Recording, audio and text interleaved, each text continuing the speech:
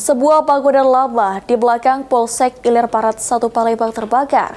Satu kakak kehilangan tempat tinggal dan seluruh harta benda ludes dilahap api. Masih apa kebakarannya?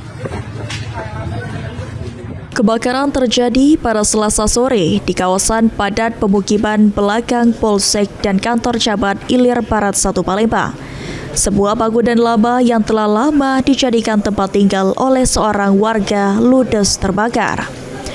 Bangunan semi permanen tersebut dihuni oleh Syahril Ramadan, seorang petugas kebersihan yang bekerja di lingkungan Polsek Ilir Barat 1. Saat kejadian, Syahril sedang berada di luar rumah untuk membeli makan, sehingga tidak ada barang berharga yang berhasil diselamatkan. Menurut Syahril, diduga dipicu korsleting listrik.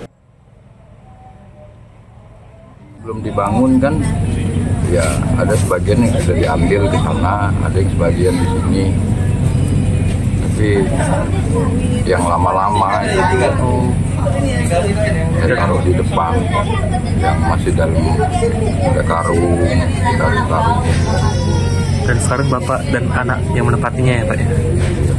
Ya saya minta mohon bisa dipekerjakan kembali gitu.